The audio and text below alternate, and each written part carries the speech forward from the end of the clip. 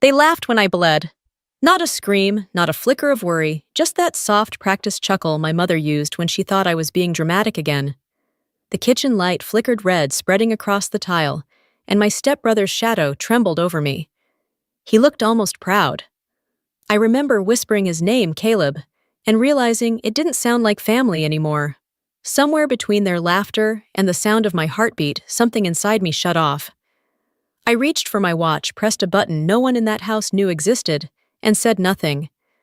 That was the moment I learned silence could be louder than blood. My name is Zariah Monroe, and this is the night my family mistook a federal distress signal for weakness. The rain hadn't stopped for hours. It hit the windows like a steady, relentless whisper, the kind that made the whole house feel smaller. The storm outside should have been the loudest thing that night, but it wasn't. The real noise came from inside, from the clinking of a half-empty bottle in Caleb's hand, from my mother, pretending not to notice, from Henry, forcing that tired smile, as if manners could patch a rotting foundation. The power cut out at 2 in the morning. One sharp click, and the house fell into darkness. For a moment, all I heard was the hum of the wind against the glass. Then Caleb's voice, thick with alcohol and something darker. He wanted to know why I'd been talking to our mother about money. I hadn't, but logic never mattered when his pride was bruised. The air changed. Words turned to shoves to rage. The flash of metal caught the faint blue of the storm before it sank into my shoulder. The pain came later. First was the shock. The disbelief that my mother and stepfather didn't move. They just stood there watching. And then came her voice, soft, dismissive, almost amused. "Don't be dramatic. You're fine." I fell against the counter, the warmth running down my arm. My fingers trembled as I reached for the one thing that still made sense, my watch. A small press beneath the blood, a pulse of red light. The world went silent, except for that blinking glow on my wrist. Transmission active. At 2:07 a.m., the truth began recording itself. The ceiling above me was white, too white, the kind that hums under hospital light. The ache in my shoulder throbbed in rhythm with the beeping monitor beside the bed. I tried to move, but the bandage tugged tight against the stitches, 8 of them, they said. The pain didn't surprise me. The silence did. A police officer stood by the doorpen, tapping his clipboard. Before I could speak, Henry stepped forward with his calm, polite voice that always sounded like he was auditioning for civility. "Just a household accident, officer. A little misunderstanding, that's all." Evelyn, with her perfect mascara smudged just enough to look human, added her own tremor of emotion. "She tripped, poor thing. Caleb's devastated." I watched them perform the roles rehearsed down to breath and pause. The officer nodded, writing down their story. I didn't correct him. My silence wasn't consent, it was evidence. That night, when the hospital grew still, I pulled my laptop closer. The motion stung my shoulder, but I needed to see it. 1 login, 2 passwords. The screen flashed an access point into FREB's internal system. I uploaded the kitchen footage. Within seconds, a red alert filled the display, Federal Threat Protocol activated. The timestamp read 2:07 a.m. Every frame, Caleb's hand. The blade. The laughter was already encrypted and synchronized on a government server. I hadn't told anyone what happened, but the system didn't need me to. An hour later, a message appeared in my inbox. Director Leland Cross. Your footage triggered a Level 4 security flag. We're classifying this as an active federal incident. I stared at those words until the monitor dimmed. For the first time in my life, something believed me without question. And it wasn't my family. When I walked through the door a week later, everything smelled like forgiveness, roast chicken candles, faint music from the stereo. My mother had always believed in aesthetics over truth. Caleb sat stiffly silent, his eyes avoiding mine. Henry carved meat as though nothing had happened. The house looked polished, untouched, like the past had been swept under the rug and vacuum sealed. No one mentioned the hospital. No one mentioned blood. Only my mother, smiling too softly, said, "We're just glad you're home." I didn't answer. I was too busy watching them, how Henry avoided my eyes, how Caleb's leg bounced under the table, how Evelyn's hand trembled when she poured the wine. Every one of them was guarding something. Later that night, I received a call from Director Cross. His tone was measured impersonal, but the words cut clean. Your federal ID was used to open an $80,000 account under a prior system login. The registration traces back to your stepfather. The pieces fell into place quietly, like coins in a slot. Henry had used my clearance, my name, my credibility to wash his debt clean. The stabbing hadn't been rage, it had been a warning. When I returned to the living room, Henry was waiting, a file in hand. "Sign this," he said calmly. "Let's keep this between us." Evelyn added softly, almost pleading, "Don't ruin the family's peace again." I took the pen, but I didn't write. I placed it down, the click echoing like a verdict. "You're not fixing a family," I said. "You're bearing the truth." In my mind, the numbers glowed again, 2:07 a.m., the hour the system started watching when no one else did. Minutes later, another message arrived on my phone. "Director Cross, we're escalating this to federal inquiry. You're now the part of the case, not the family." I looked around the dining room at their careful smiles, their trembling hands, and realized I wasn't coming back here again. My blood may have tied us together, but from now on, my allegiance belonged to evidence. The conference room felt like a courtroom without the drama, just light silence and the steady tick of a clock that seemed to measure truth in seconds. Director Cross stood at the head of the table, hands clasped behind his back, his eyes fixed on the projection screen. Beside him sat two data analysts and a federal attorney, all expressionless, all waiting for me to breathe first. The first image that appeared was the footage from my kitchen, the frame frozen at 2:07 a.m. Cross let it play for exactly 12 seconds before pausing again. Then, with the same calm precision, he opened a new file titled Monroe. Risk Clearance Loan. My name glared from the top of a form I had never seen before. The system logs traced it to an IP address registered to my stepfather's home network. The signature was mine, but not mine. It was my old digital key one I deactivated a year earlier after a suspected breach. Cross didn't look up when he asked, "Do you wish to confirm this as identity fraud or a family dispute, Ms. Monroe?" The air thinned. I thought of my mother's trembling voice calling me dramatic, the smell of blood on tile, the word family twisting like a bruise. And yet, over all that, the image of that watch flashing red in the dark burned brighter. I met his eyes. "Identity fraud." "Proceed." Cross exhaled once. "You just initiated a federal case, Ms. Monroe, against your legal guardian." The words landed like a sentence and a liberation all at once. A federal lawyer, Marina Dell, was assigned to represent me. Her handshake was firm, her tone surgical. As Cross scrolled further, another cluster of red alerts appeared. Henry's ID linked to transactions using the credentials of other FRIB employees. The screen bled with patterns of deceit. The stabbing had never been the center of the story. It was only the spark that exposed the network beneath. In the hallway, Marina's heels echoed against the tile. She stopped just long enough to glance at me. "Don't waste words on feelings," she said.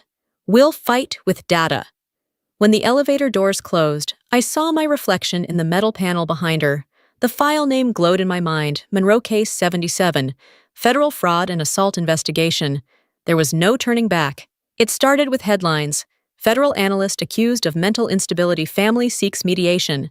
A photo of me at a company event, cropped to make me look stern-cold, untrustworthy.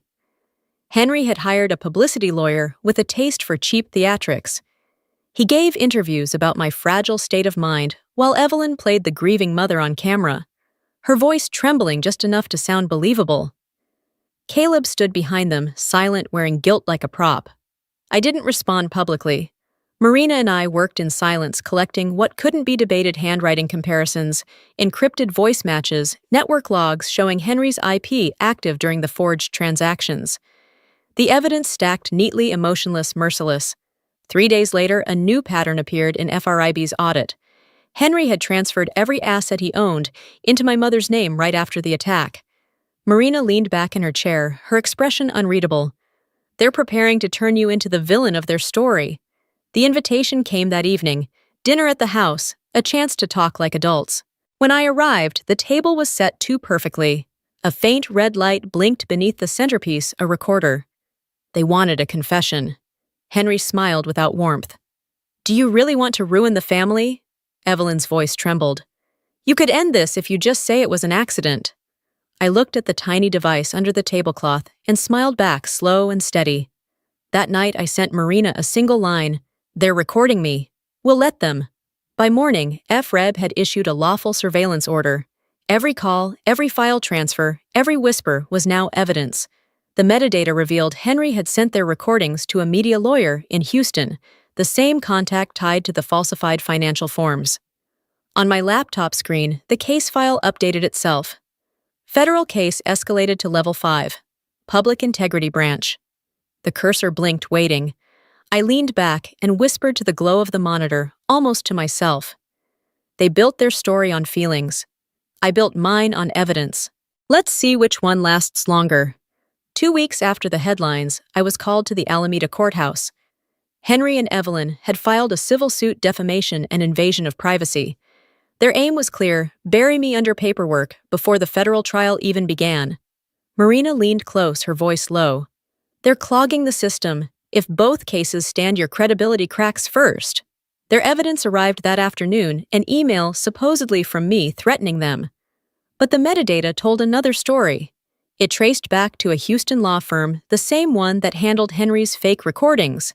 Digging deeper, I found the link: Dornell Holdings, a shell company I'd flagged 2 years earlier for laundering federal grants. Henry's name appeared on its payroll. When Marina filed the Dornell connection with FRIB Director Cross, stared at the contract Henry had signed with Dornell. The same week I was stabbed. He's not just your stepfather, Cross said. He's a federal asset gone rogue. That night, my mother texted me, he didn't mean to hurt you, but FRIB traced her message to a Dornell device. She was in it too. I added the data to the case file. Marina's words were steady. We're not in family court anymore. We're in national court. I looked at my reflection in the office glass, the scar on my shoulder faint under the fluorescent light. They called it family drama, I whispered. It was federal treason all along. The story broke wide open. Federal analyst exposes stepfather in treason case. I became both hero and betrayer, one half of America cheering, the other spitting fire. FRIB suspended my clearance after leaked footage hit the news. Someone inside was feeding the media. I combed the logs myself. Agent Norris's ID surfaced linked to Henry and Dornell payments. He'd erased security traces for money. When I confronted Cross, he warned, "Take it to the Inspector General and you burn everyone. Then let's burn it clean." The OIG investigation confirmed it. $300,000 funneled through an account named Monroe, metadata wiped by Norris, all tied to 2:07 a.m. Outside FRIB, cameras flashed through rain. A reporter shouted, "Do you regret turning on your family?" I didn't turn on them, I said. They turned off the truth. The federal courtroom in San Francisco felt colder than steel. Cameras lined the back wall, their red lights blinking like tiny, unblinking witnesses. I sat beside Marina while the opposing table overflowed with suits: Henry, Evelyn, Caleb, their PR lawyer, and a representative from Dornell Holdings. The air was thick with staged confidence. Henry's lawyer began smoothly spinning family into a shield. My client was misled by data misinterpretation. This is not a crime, it's a family misunderstanding, blown into bureaucracy. The word family echoed, weaponized to blur guilt into sentiment. Marina stood and said nothing for a moment, then tapped the first file on her tablet. The screen lit up with proof footage from 2:07 a.m. metadata of forged loans, the transfer of $300,000 through Monroe. No drama, no speech, just facts. When Henry's side demanded a direct statement from me, I met the judge's eyes. Your Honor. I prefer the data to speak. He nodded. The lights dimmed. The screen displayed emergency protocol, activated by federal analyst Zariah Monroe. Verified threat response. The silence was absolute. Then came the line that shattered the courtroom: victim found conscious with penetrating wound. Witnesses laughing during assault. Gasps rippled through the crowd. Reporters scribbled the phrase, already becoming a headline. The judge turned to Henry, his tone colder than law itself. You didn't just fail as a stepfather, you committed felony fraud under federal jurisdiction. The verdict fell swift and final. Henry guilty of financial fraud and assault. Evelyn accessory. Caleb assault with a weapon. As security cuffed them, Evelyn screamed, "She's destroyed our family!" I stood calm and steady. "No," I said. I just stopped lying for it. The courtroom clock read 2:07 p.m., the hour justice finally spoke back. A month after the verdict, the city finally felt quiet again. The lake house sat behind yellow tape, its porch sagging under a metal sign that read, "Property seized by the Federal Bureau." Henry and Caleb were in custody. Evelyn remained under house arrest, her carefully curated life reduced to a fenced perimeter and a parole officer's schedule. My clearance was reinstated. Level 4, though I didn't return to my old post. When Director Cross called me and his tone carried none of the ceremony that usually accompanied promotions. He offered me command of a new unit, the Integrity Internal Task Force, a team designed to investigate corruption rooted in family ties and power abuse. I accepted on one condition. We build a system that believes data before hierarchy. Cross's answer was a quiet nod. Weeks later, Marina walked into my office, holding a sealed folder. "Dornell Holdings is gone," she said, "but the partner list includes names from inside FREB high ones." The victory soured instantly. Cross reviewed the documents, his jaw tightening. Then we burned deeper than we thought. Justice, it seemed, was never finished. It only expanded its reach. One evening, a handwritten envelope arrived at my apartment. The return address stopped me cold, Evelyn. Her words were shaky but legible. "I watch the news every day. I still don't understand you, but I finally believe you." I didn't reply. I scanned the letter, saved it in a folder labeled 207, Archive, then closed it forever. Some memories deserved preservation, not revisiting. As I left the FREB building that afternoon, sunlight caught the glass walls, turning everything gold. Marina waited by the steps, her question simple. "You could have settled for silence. Why fight?" I looked toward the horizon, where the city met the bay. "Because silence is a language," I said, and I decided to change its meaning. 6 months had passed since the courtroom fell silent. The world outside had already moved on, yet the echoes of that verdict still lingered in the corners of my mind, steady, unrelenting, like the low hum of a machine that never stops running. The quiet room was mine now. Once it was the most secretive chamber at FREB, a place designed for pure analysis where sound couldn't enter and doubt couldn't hide. I stood in the center, surrounded by screens projecting live case data from across the country, clusters of numbers, encrypted trails, and patterns of betrayal only silence could decode. The walls absorbed every vibration, turning breath itself into a whisper. A young analyst hovered near the doorway, hesitant but curious. "Director Monroe," he asked softly, "why is this room so silent?" I looked at him, the faintest trace of a smile tugging at my mouth. "Because in silence," I said, "truth gets loud." He nodded, not quite understanding, and left me alone with the hum of data. I watched the nation's pulse through pixels, the living proof that somewhere someone was trying to hide a lie, and this room was already listening. On my desk, a sealed file blinked with a new alert. The name on it stopped me for half a breath. Case file, J. Norris, former FRIB.